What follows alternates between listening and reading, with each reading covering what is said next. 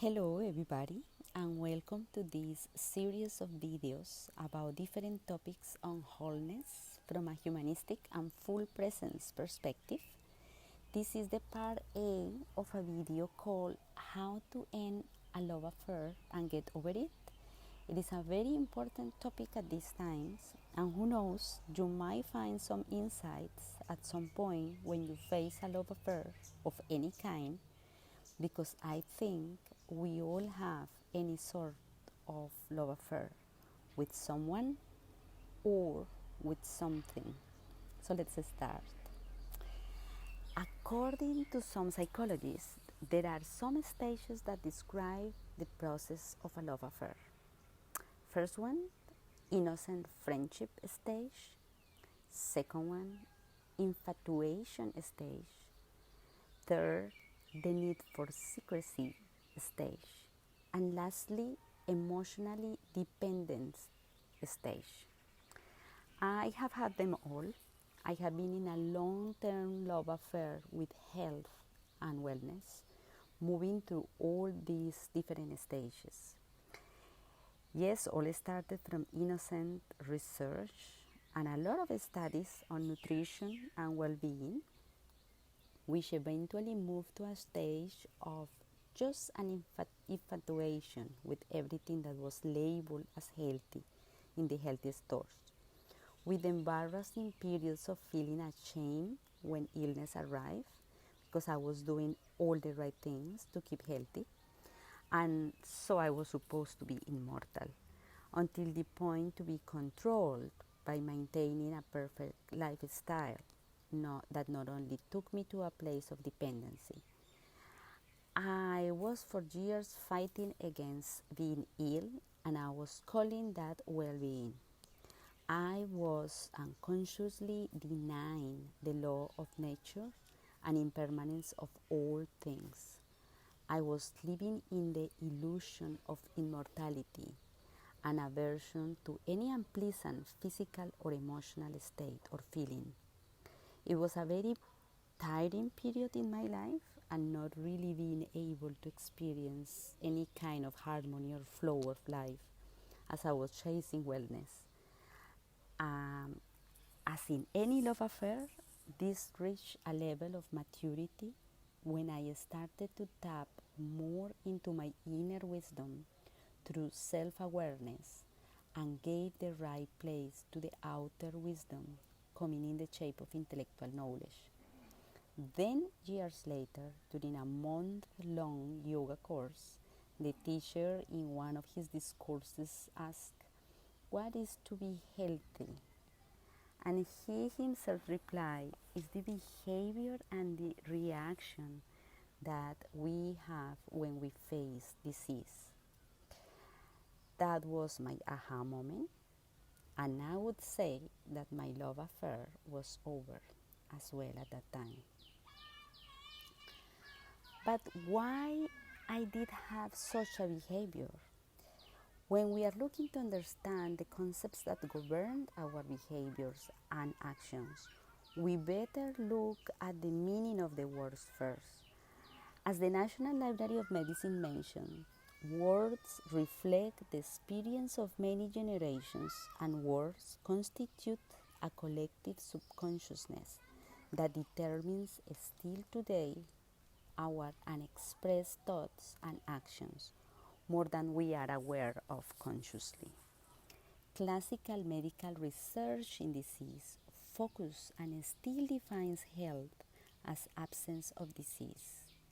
Languages, however, associate a positive concept of wholeness. I just want you to listen to the bird here.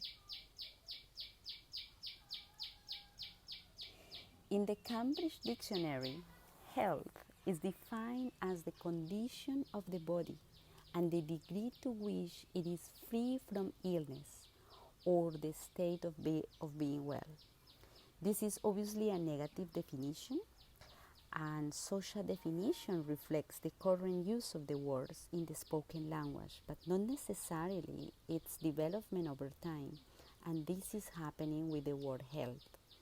In English, the word health derivates from Old English health, which is related to whole, a thing that is complete in itself, derivated from Old English heart of Germanic origin. And one might argue that these are linguistic associations restricted to Germanic languages.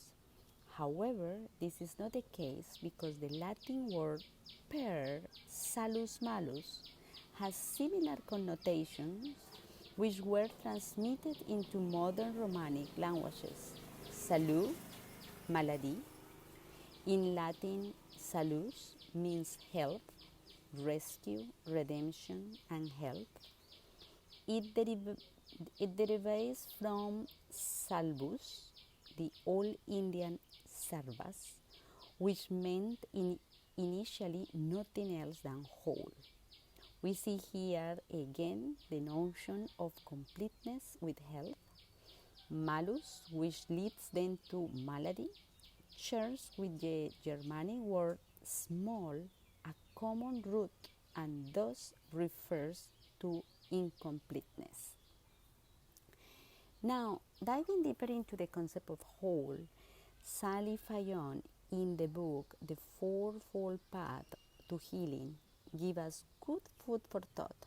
She mentions that health is often called a state of being, implying that it is something static or unchanging. However, health is a process involving balance and change. Health is not a state of being, it is a dynamic state, and you are always on an interstate. She emphasizes that our modern Western civilization tends to delude us with the promise of possessing health and perfect health. That was exactly the reason of my love affair with wellness. We therefore often go to great lengths to squelch the first symptom of any illness.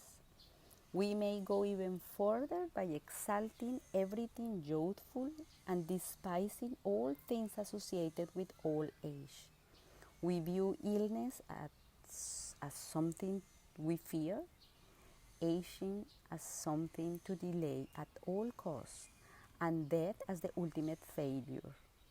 But anyone who promises that you will never get sick, you will stay young forever, or will never die, is either lying or trying to cheat you.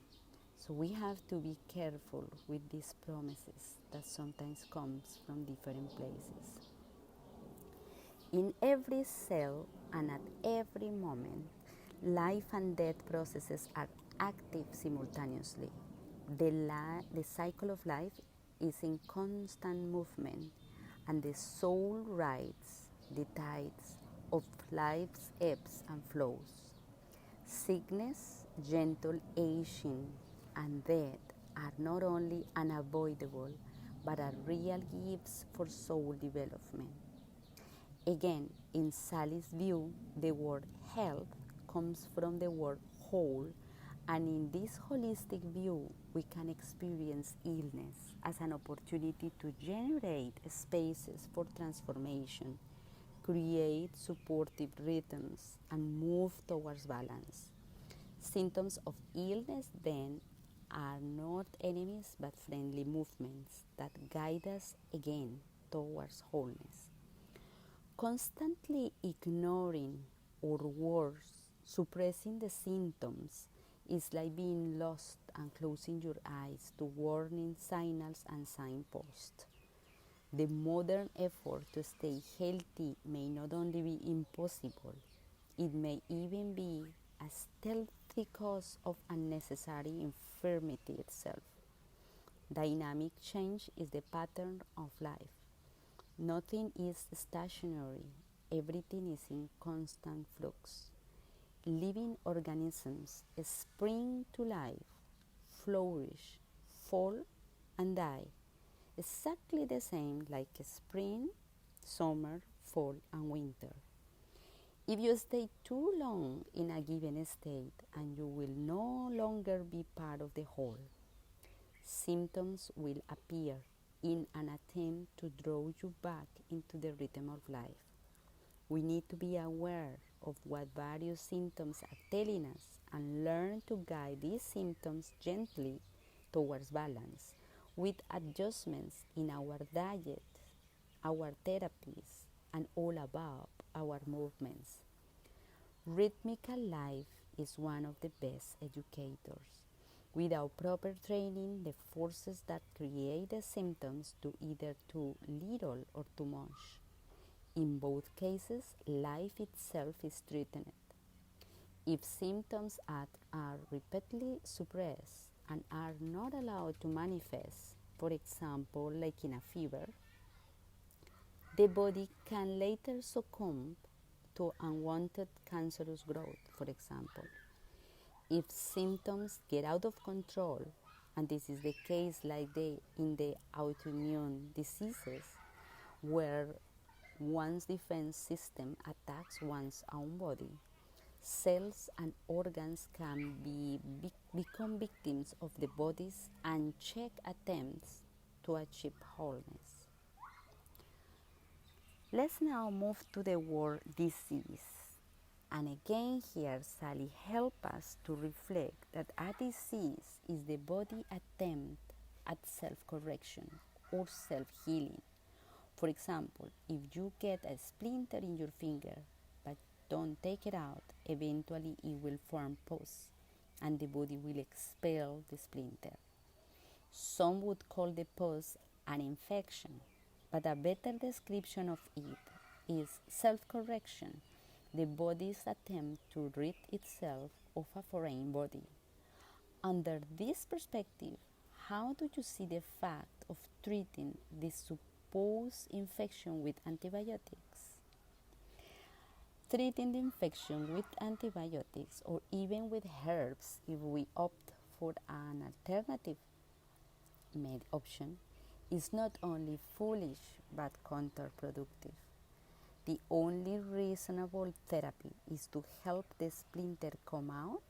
Similarly, like the gallstones, which are little cholesterol deposits, occur only in individuals who do not consume the right kind of fats. They eat maybe processed vegetables oils or trans fatty acids, or they follow a low-fat diet and consume very little fat at all. Since these diets do not supply the body with the nutrients it needs, it is forced to make and store them.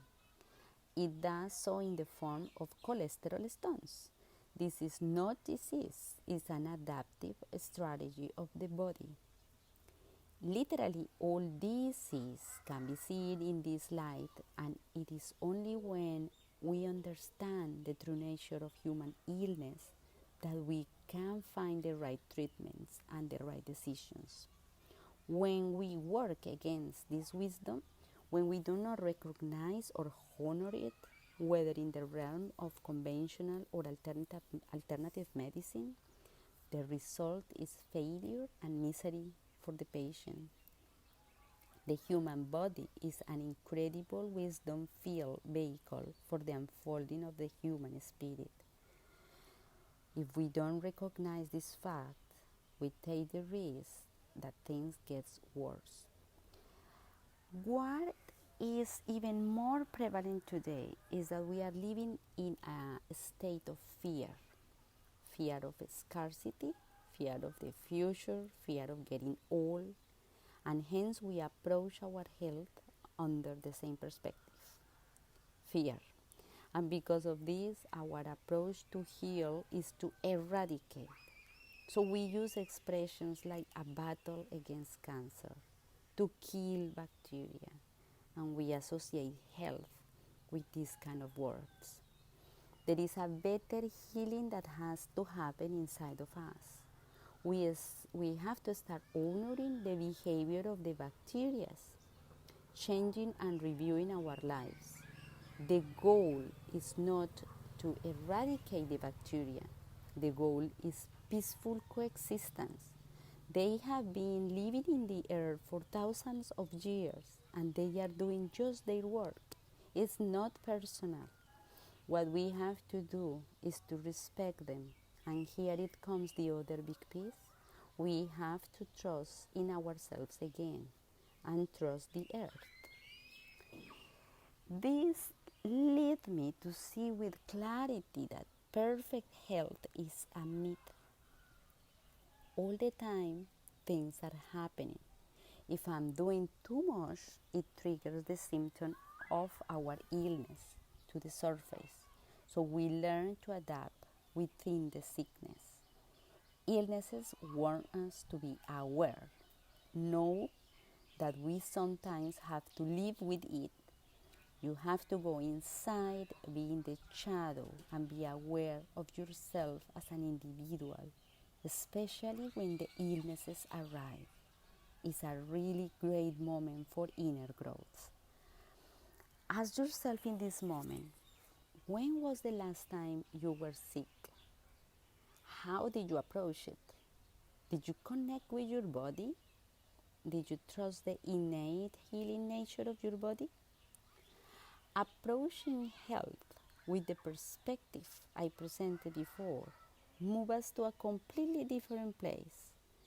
In the case of chronic illnesses or a cancer, for example, it changes people and shifts change towards environment, earth, and our bodies.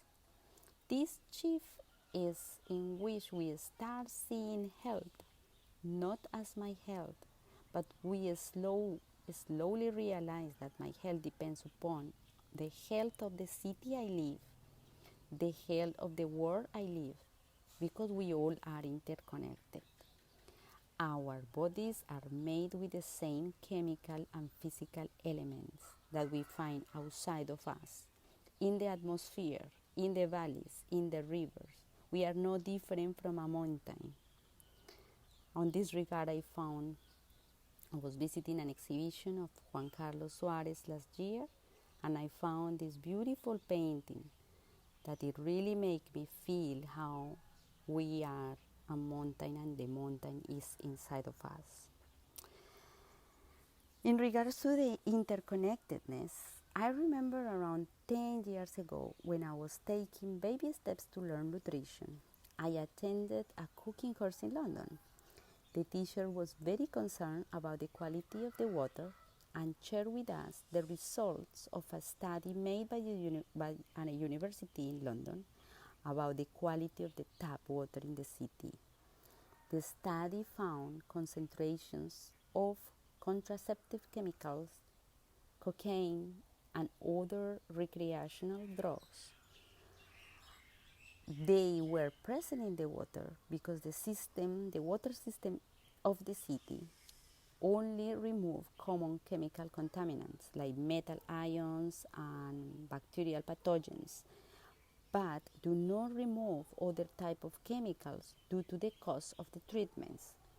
But why in the case of London they found a significant concentration of contraceptive chemicals and recreational drugs? Because the consumption of these two substances were high at that time in London. Whatever the body doesn't absorb, it goes to the sewage system. And because it's not further treated, it returns to all of us in our homes as the water we drink. These traces of cocaine or contraceptive chemicals or any kind of pharmaceuticals that we all ingested,